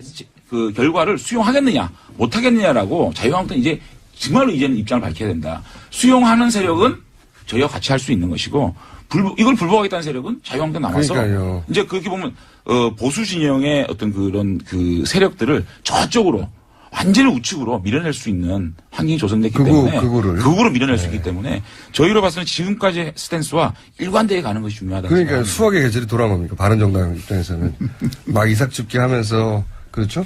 그러니까 또 그 세력들을 완전 우측으로 몰아내면 또 중도를 바라볼 수 있는 기회도 생기거든요.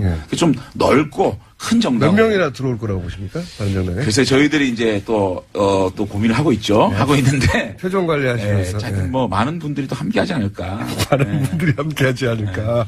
저는 좀 생각이 좀 달라요. 아, 그러세요? 저는 평화의 시기가 오고 통합의 시기가 오면 지금 사당 체제의 스펙트럼이 그대로 드러날 가능성이 높은데 그리고 오히려 중도의 힘이 많이 받을 가능성이 높은데 박근혜 대통령이 양극단으로 갈라치기를 정확히 했고 그런 측면에서 더군다나 앞으로 수사와 뭐 압수수색 이런 것들 출국 금지, 기소 이런 문제가 다 남겨져 있는 사안에서 이것이 오래 끌 수 있는 사안이 아니거든요. 앞으로 한 달 내에 아마 검찰이 전광석과 같은 수사를 하지 않을 수가 없는. 그렇겠죠. 그렇기 때문에 일종의 갈등이 다시 첨예화되고 이슈들이 극단적인 이슈들이 다시 첨예화되는 과정에서 그래서 수사에 순순히 응할 것 같지 않아요. 지금 같은. 굉장히 갈등이 첨예화될 겁니다. 그렇다면 오히려 바른정당의 위기가 더 심화될 수 있는 가능성이 높죠. 그 바람 아닌가요? 아니, 저는 동의를 하는데요. 한번 보자고요. 지금 이번에 김평호 변호사가 투입되고 탄핵 인용이냐 아니냐는 과정에서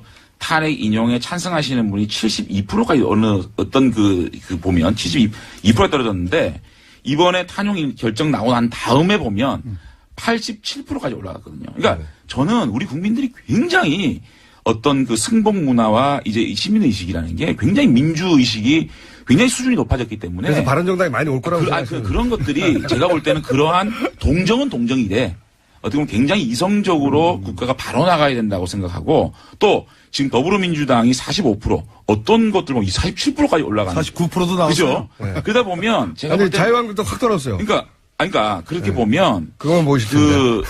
너무 한쪽으로 치우치는 거를 또 우리 국민들이 견제하는 심리가 있거든요. 그러면 그러한 보수적인 합리적인 보수분들이 자 자유한국당이냐 바른정당 놓고 봤을 때 그래도 건전한 보수정당 바른정당을 생각을 하면은 오히려 이것이 그냥 위기일 수도 있지만 기회로 작동될 수 있다 저는 생각을 합니다. 네.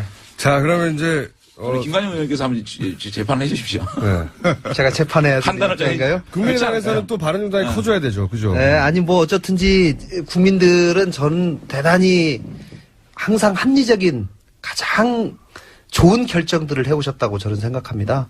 예를 들면 어제 박근혜 대통령의 그런 성명으로 인해서 많은 국민들이 사실 실망을 할 겁니다. 그리고 두 의원이 말씀하신 것처럼 한쪽 극단으로 가는 세력이 거의 이제 명확해지는 그런 자유한국당은 쪼그라들고 바른정당이 커질 거라고 보시는 거죠? 뭐 그렇게 될 가능성이 그래야 또 국민의당과 연대 가능성도 좀 좋아지고 민주당 견제도 가능해지고. 근데 진짜로 이번에 등등 그러나 어쨌든지 제가 드리고 싶은 말씀은 어쨌든 편이 또 갈리네요. 한 정당이 45% 49% 저도 뭐 과거에 민주당이 있었습니다마는 이 모든 절대 권력은 부패한다는 진실. 절대 권력은 부패한다.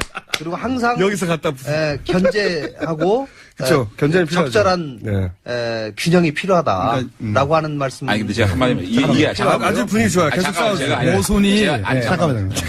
이게 모순이 해소가 되면 소위 스펙트럼대로 이렇게 배열이 됩니다. 근데 어제의 그런 내가 도저히 승복할 수 없다. 진실을 밝히겠다는 것은 탄핵법정에서 헌법재판관들이 밝힌 최소한의 탄핵 사유도 지금 부정하는 거거든요. 이 얘기는 앞으로 수사, 뭐 여러 가지 이 절차들을 다 부정하겠다. 박근혜 전 대통령이 계속 되면 모순이 아직 해소가 되지 않았기 때문에 고마우신 거군요. 탄핵 정국과 전 별반 다를 바가 없다. 아니 근데 지금 이제 박근혜 대통령이 어떻게 보면 전 대통령입니다. 전 대통령께서 불복 프레임을 가져가는 거는 정치를 하시는 거거든요.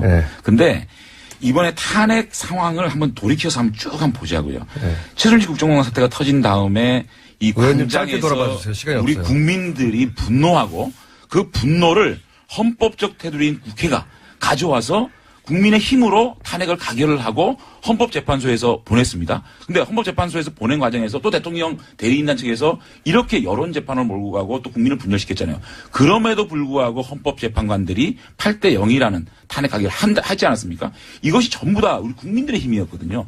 성숙된 국민의 힘이라고 보면 지금의 대통령께서 이런 프레임을 만드는데 우리 국민들은 갇히지 않을 것이다. 그리고 분명히 이 보수와 진보의 논리에서 한쪽으로 기울어진 부분은 또 우리 국민들이 바로 평평한 운영을 만들어줄 것이라고 믿으면 제가 볼 때는 그 안에 모든 진리가 나오고 미래를 우리가 바라볼 수 있다고 생각이 들면 바른정당의 갈 길이 나온다 생각합니다. 자, 뭐 연설 수준. 자, 그러면 짧게 얘기해서 몇 명 바른정당 짧게 입당하실 거라고 예측하십니까?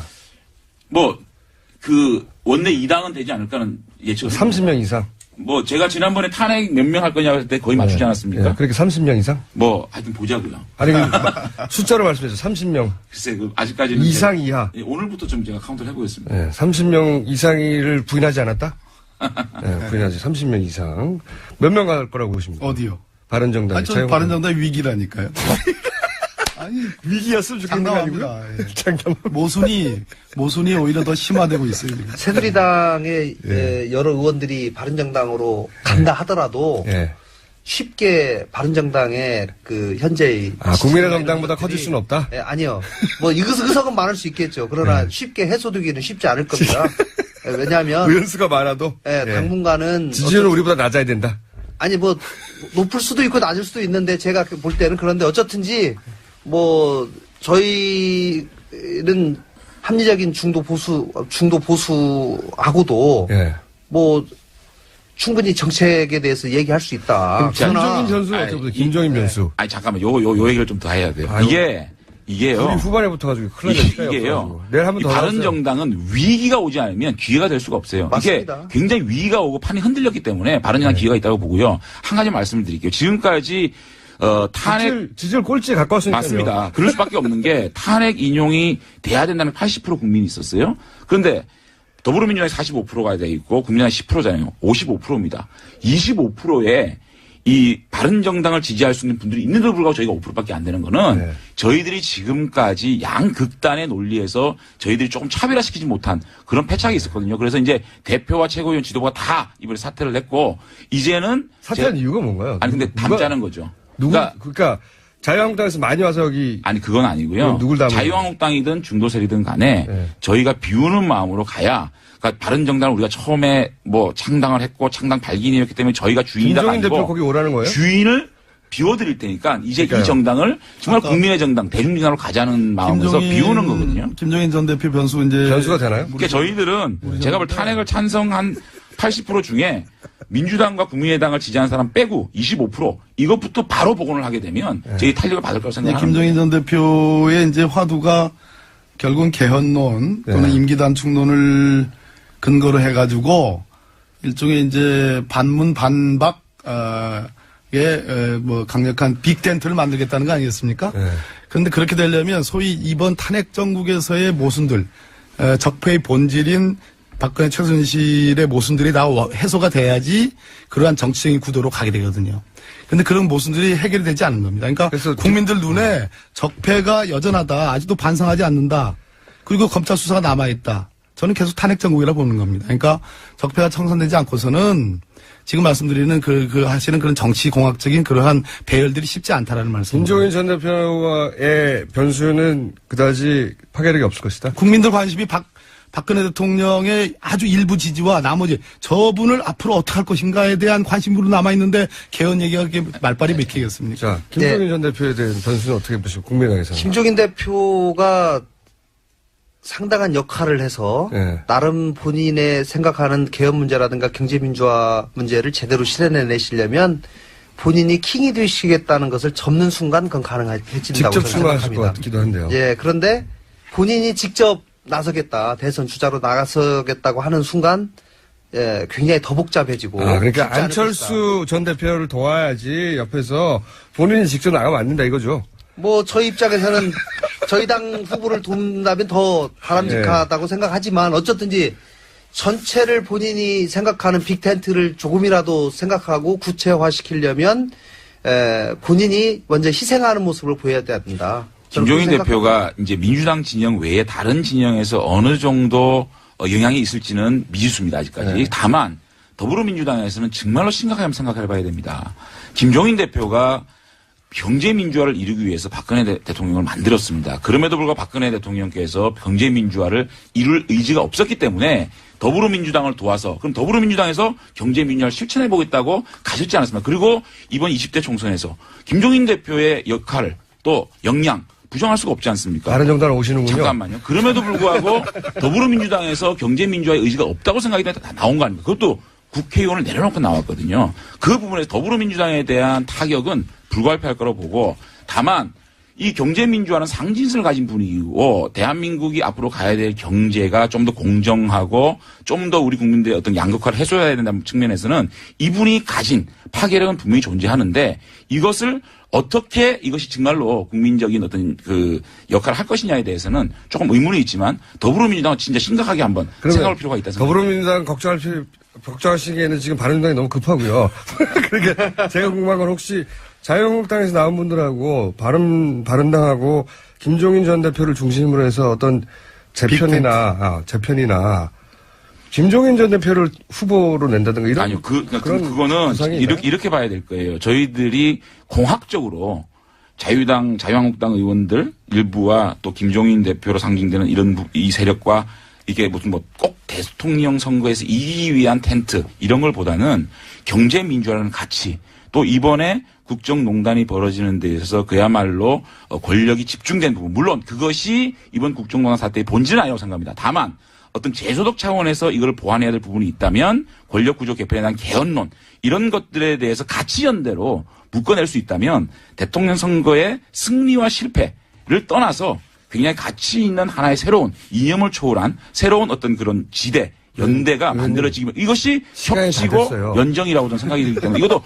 아주 가치 있는 일이라고 저는 생각합니다. 그러면 단답형을 여쭤볼게요. 김종인 전 대표 대선 출마합니까?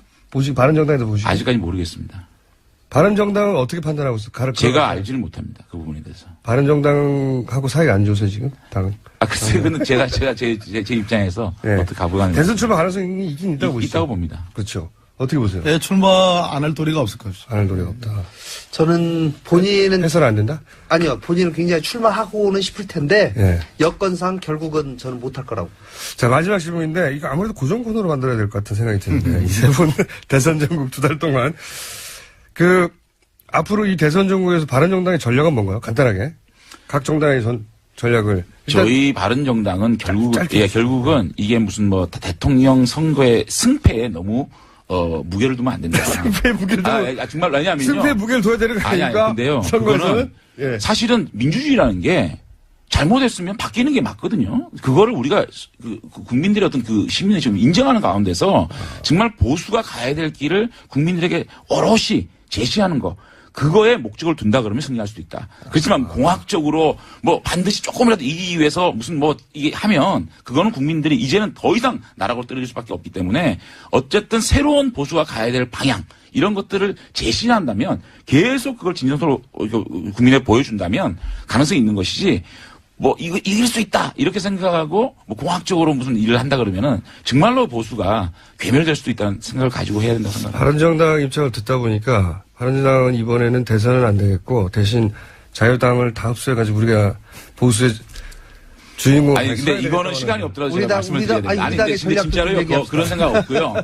저희는 그런 진정성을 가질 때 승리할 수 있는 거지 승리할 수 있다라고 생각하고 덤비면은 이거는 본질이 아니라고 생각해요. 자, 지지율이 너무 낮으니까요, 지금은. 국민의당은 창당 정신으로 돌아가야겠다고 생각합니다. 저희는.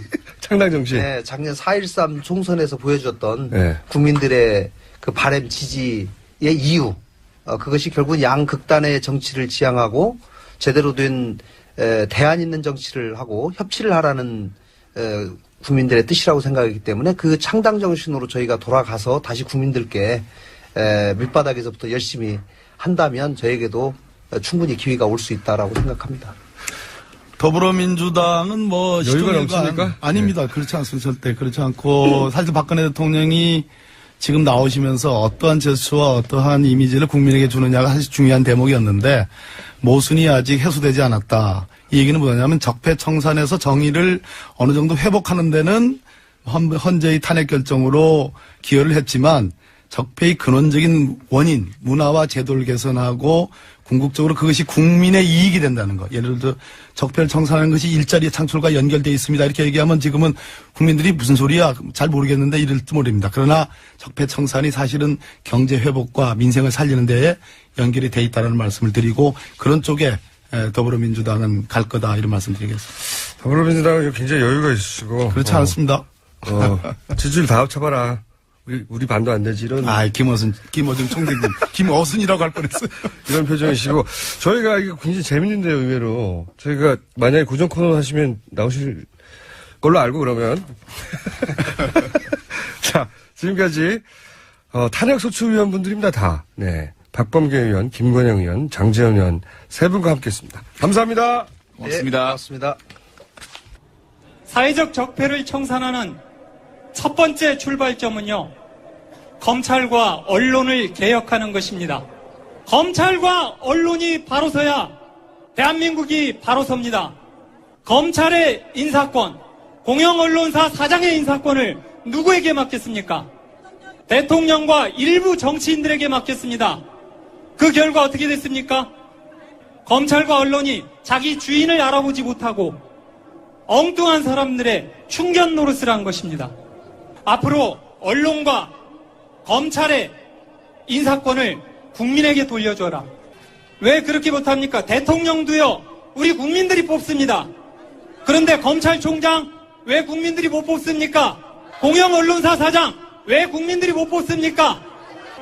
국민들이 그들을 뽑을 때 그들이 국민들의 눈치를 보게 돼 있습니다. 국민의 것은 국민에게 돌려줍시다. 고맙습니다. 네, 방금 들으신 연설 내용은 지난 토요일 광화문에 서 있었던 촛불 집회 무대에서의 MBC 이용마 해직 기자의 변이었습니다. 공영방송을 다시 국민의 품으로. 네, 굉장히 중요한 문제죠. 자, 오늘 굉장히 문자가 많았습니다. 각 의원님들의 팬클럽이 따로 존재하는군요. 네. 그 중에서 저의 눈에 띈 것은 불만입니다, 불만. 네. 왜 전 국민이 듣는데 서울 날씨만 알려줍니까? 네. 저희가 말이죠, 말타 날씨나 폴란드 날씨, 플로리다 날씨 막 알려드려야 돼요. 그래서 불가능하다. 전 세계에서 다 듣고 있기 때문에. 자, 그리고 이정미 권한대행 헤어롤 관련해서 한 개 1,000원이 아니라 1,000원에 2-3개 하는 가장 저렴한 제품이라고. 네. 자, 이정미 권한대행 오늘 퇴임하죠? 제 생각에는 고맙다고 꽃다발 정도 헌재로 보내면, 좋을 것 같습니다. 네. 큰 역할 하셨죠. 여기까지 하겠습니다. 자, 르몽드 디플로마티크. 한때 편집장, 현재 편집위원, 사단법인 인문결연구소 소장. 이렇게 소개 말이 긴 분들이 대부분 바쁘지 않아요. 임상원 의원 나오셨습니다. 안녕하십니까. 네, 안녕하세요. 네, 안 바쁘시죠? 지금 밤새서 눈 부은 거 안 보이세요? 안 보입니다. 자, 저희가 외신을 통해서 국내 현안들을 짚어보는데, 이 탄핵, 인용된 거는, 이게 전 세계적인 뉴스가 맞거든요. 네, 그렇죠. 대통령이 탄핵되는 거는 전 세계적으로 드문 일이기 때문에, 전 세계 탑 뉴스였어요, 실제. 그렇죠. 몇 개만 뽑아드려도 네. 굉장히 이제 많습니다만은, 주로 이제 미국 뉴스가 많이 들어와 있습니다.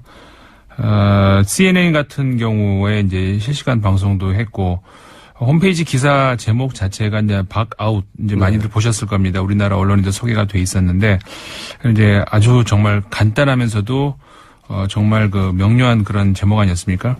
한국 역사상 처음으로 탄핵당했다, 한국 대통령이. 한국은 61년 내에 대통령 선거를 치르게 됐다, 이런 내용. 그 다음에 뉴욕타임스 신문 같은 경우도 한국의 첫 여성 대통령, 냉전시대 군부 독재자의 딸인 박근혜 전 대통령이 보수 기득권의 아이콘이었다, 이런 표현이 나왔고요. AP통신 같은 경우에 또 역시 마찬가지입니다. 한국의 첫 여성 대통령이 아주 기가 막힌 몰락이었다. 2012년 대선에서 아버지에 대한 보수의 향수 속에 승리한 독재자의 딸이 스캔들 속에 물러나게 됐다, 이런 내용이 있었습니다.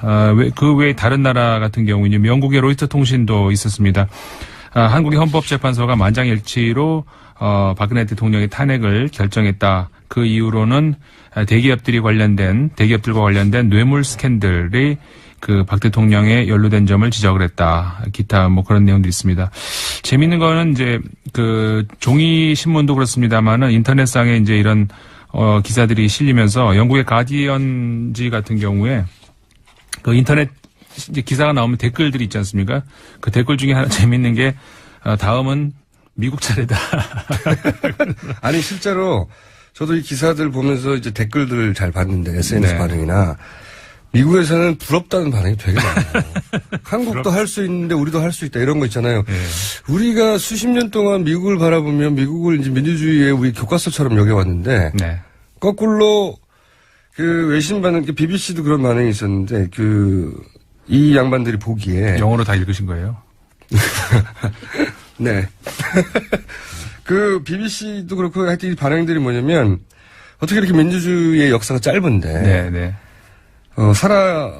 이게 통 털어서 의미를 전달하자면 살아있는 권력을 이렇게 평화적으로 절차에 맞춰서 헌법에 따라 탄핵시키고 실각시켰다는 게 이 사람들이 보기 너무 신기한 거예요. 네, 맞습니다. 네, 그거 너무 자랑스러워도 해도 된다고 생각하고 배워야 된다. 네, 그렇죠. 이런 얘기 들어본 적 없거든요, 저희. 그렇죠. 그러니까 이게 굉장히 우리나라 뉴스가 해외에서 이렇게 외신에 나오는 경우가 대개의 경우는 이제 경제적으로 재벌도 정경유착. 이게 네. 아주 제일 많이 나옵니다. 제가 이제 계속 제 하는 일이 외신을 모니터링 하는 거라서 보면은 제일 많이 나오는 뉴스가 정경유착이에요. 네. 아니면 문화 쪽에서 이제 예를 들어서 김치 소개라든가 네. 최근 들어서 이제 그러니까 K-팝 네. 그런 소개 이런 것들이 이제 주로 우리나라 혹은 휴대폰 소개, IT 그렇죠. 쪽에서의 삼성 휴대폰이 가지는 위상 때문에 애플하고의 어떤 분쟁이라든가 이런 얘기가 주로 나오는데 정치에서 우리가 이렇게 외국에 칭찬을 받아본 역사가 칭찬을 받아본 적은 없죠. 없어요, 진짜로. 없죠.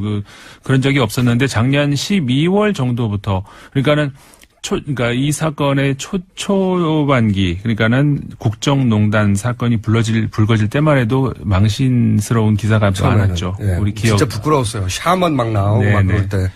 그림도 이렇게 곁들여 가면서 이렇게 로버트 태권브이 머리 열려서 이렇게 속에서 왜 철인가 훈인가에 나오잖아요. 네.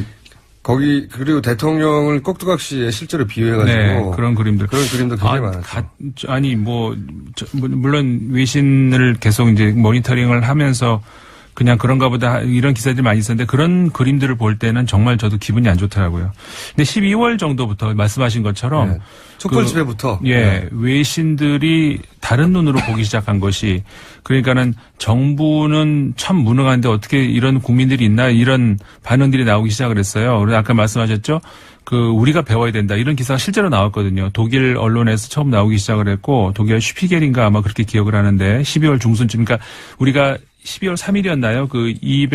200만이 넘어가는 토요일 집회, 촛불 집회 그가 나온 이후로 민주주의 역사가 길다고 할 수 있는 유럽과 미국이 이제는 한국에 배워야 된다.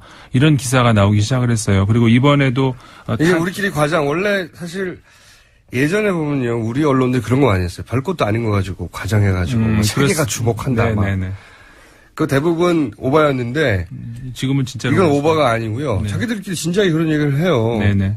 맞습니다. 이번에도 헌법재판소의 탄핵 결정 이후에도 이제 그런 기사들이 많이 나왔어요. 아까 보셨으니까 정확하게 얘기를 다 하시던데 그런 민주주의 역사가 몇 년 되지도 않은 그런 나라에서 절차상으로도 문제가 전혀 없었지 않습니까? 네. 절차상으로도 그다음에 시민 의식으로도 여러 가지 면에서 이렇게 국정 혼란 그다음에 어떤 농단 사태 이런 것들을 현명하게 극복을 할 수 있을까 하는 그런 기사들 어떻게 보면 이제 놀랍다 부럽다 이런 전체 절차에 흠잡을 데가 없는 겁니다. 그렇죠. 네. 그리고 이게 왜 그렇게 생각할 수밖에 없냐면 이렇게 이제 권력이 부패해서 생기는 문제들 다른 나라에도 많이 있었어요. 예를 들어서 남미에서 이런 문제가 있었다. 그러면 대통령궁을 떠나네 안 떠나네 헬기도 도망가네 유혈 사태 나고 아랍의 봄이라는 것도 마찬가지고요. 네. 기본적으로 이런 사태들은 반드시 유혈 사태 혹은 군의 투입 구테타 처음에는 외신들도 그렇게 봤겠죠. 그렇게 될 거라고들 상상하면 왜냐하면 그게 수십 년간 보아왔던 패턴이거든요. 전 세계적인. 우리도 소위 친박이라는 골수 지지 팬들 그분들 그렇게 얘기를 하잖아요. 이거는 쿠데타 밖에 없다. 군대 일어나라 이런 얘기들을 실제 우리나라 내부에서 나오고 있잖아요. 이렇게 될 거라고 외신들 처음에 봤겠죠. 왜냐하면 그게 어느 나라나 현재 살아있는 권력을 축출해내는 과정에서 반드시 일어나는 과정이고 이거를 국민들이 길거리에 나와서 촛불을 들고 평화적으로 절차적으로 또는 국회 가결을 거쳐서 헌법재판에서 판결이 나서 사저로 돌아가면 이런 전례가 없어요. 아무리 찾아보세요. 있나.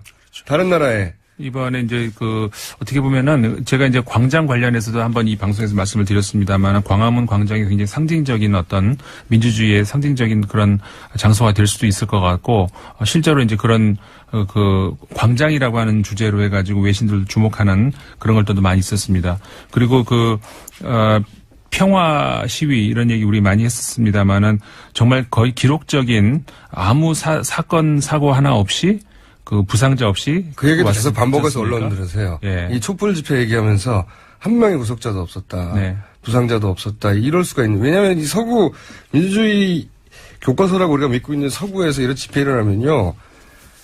그런 보도가 잘 없어서 그런지 모르겠는데 굉장히 격렬하고 자동차 불타는 건 일도 아니에요. 그렇죠. 제가 프랑스에서 이제 근무하고 있을 때도 제가 본 사실만 들어도 뭐 엄청난 경찰은 당연히 이제 방망이를 들고 다니고 네. 시위가 일어나면 주변 가게들 창문 다 깨지고요. 이게 굉장히 시위라 하면은 이제 그런 폭력 사태를 기본적으로 연상하죠. 연상을 할 수밖에 없는데 한마디로 새로운 문화죠. 새로운 시위 문화를 보여줬다는. 저는 이 촛불 집회는 노벨 평화상을 받아야 됩니다. 진짜 그 생각 못했는데 그럴 수도 있겠는데요. 네. 노벨 평화상 2011년 노벨 평화상의 강력한 후보로 남들이 안 밀면 제가 밀 생각입니다. 그래서 되겠어요. 아니 가들 가치가 있고 네. 결과도 만들어냈기 때문에 제가 보기에는. 이 촛불 집회 자체가 네네. 노벨 평화상의 대상이 분명히 될 거라고 보고요. 특정 인물이 아니더라도. 네, 수상 가능성이 대단히 높기 때문에 여기서 남은 유일한 문제는 뭐냐면 누가 가서 받느냐. 저는 그건 아직 멀어서. 후보를 강력하게 추진해서 네. 후보가 되면 제가 대신 가서 받을 것 같아요. 그리고 이제 여러 가지 있습니다만은 특히 AP 통신에서 또 한 가지 반응을 나온 거 우리가 또 주목할 필요가 있는 것 같습니다. 그러니까는 탄핵은 탄핵이고 그 다음에 그러면 한국의 정치가 이제 어떻게 될 것인가. 그다음에 지금 개헌 문제 우리나라에서도 많이 나옵니다만은 개헌 이야기가 또 AP 통신에서 언급이 됐어요. 그러니까 무슨 얘기가 있었냐면은 아이러니하다. 뭐가 아이러니하냐면 이 탄핵안 가결 사유가 87년 헌법에 대한 중대한 위반이었다는 것이었는데 헌법 수호 노력 직후에 개헌 논의가 나온다? 이건 좀 아이러니하다. 이런 반응이 나왔어요. 그것도 그들이 보기에도 아이러니하죠. 예. 네. 지금은 소위 문제가 됐던 범죄 행위들에 대해서 막 따지고 들어갈 것 같은데 갑자기 왜 정치권에서 개헌 얘기가 나오는지에 대한 의아함은 외국 언론들한테 있어요. 네. 그래서 이게 이제 우리도 한번 생각해 볼 문제가 아닌가 싶어요. 우리가 외신을 보는 또 목적이 그런 것 중에 하나도 있는데 이게 과연 제도의 문제인가, 문화의 문제인가. 그러니까는 물론 이제 현 제도가 완벽하다는 그런 말씀을 드리는 건 아니고 물론 고칠 거리가 있긴 있는 것 같습니다만은 우리가 어떻게 생각해 보면은 제도가 뭔가 잘못돼서 이런 일이 났다? 글쎄요. 그것보다는 우리 문화 안에 어떤 경직된 그다음에 제왕적인 보스를 모시는 그런 문화가 자리 잡고 있어서 그게 대통령을 우리가 생각하는 국민들 안에서도 그런 게 있는 것이 아닌가 이런 생각을 외신들도 보고 있거든요. 우리가 국민들도 한번 생각을 해볼 필요가 있는 것 같습니다. 그리고 이제 예를 들어서 닉슨도 이런 과정을 거쳐서 탄핵된 게 아니거든요. 본인이 그런 절차에 들어갈 것 같으니까 사임을 한 것이지. 그렇죠. 네. 이런 전례는 정말 찾기 어렵고 앞으로도 계속 해제될 것이고 노벨 평화상 받아야 된다고 보고 좀 재밌었던 것은 일본의 반응이에요. 네. 일본의 반응은 어떻게 이게 가능하지? 좀 약간 부정적인 뉘앙스요. 네. 왜냐하면 일본의 방송들은 보니까 탄핵이 기각될 거라고 생각하고 있더라고요. 기각되었으면 좋겠다 싶은 마음이 반영된 건지 일본에서 불가능하지 않습니까, 이게? 그러니까 전 두 가지로 볼 수 있을 것 같아요. 일본 사회 같은 경우가 일단은 시민사회라고 할 수 있는 어떤 그런 운동이 우리나라보다 적죠. 그러다 보니까 네. 전체적으로 사회가 이제 우리나라보다 보수화됐고. 예. 네. 좋게 말하면 안정적인 건데 이게 좋게 볼 만한 것은 아닌 게 사회가 변화가 없는 거죠. 그래서 이제 그런 면도 있고. 그다음에 또 하나 현실적으로 정치적으로 만약에 이제 한국의 정부가 바뀐다던가 정권이 바뀌었을 때 다시 시작해야 되는 일본 입장에서는 그렇죠. 현 정부 입장에서 보자면 안 좋은 상대가 될 수도 있는 그렇죠. 거죠, 파트너가. 자, 오늘 여기까지 해야 될 것 같습니다. 지금까지 르몽드 디플로마티크 편집위원 임상훈 위원이었습니다. 감사합니다. 네, 감사합니다. 저는 김어준이었습니다. 내일 다시 뵙겠습니다. 안녕.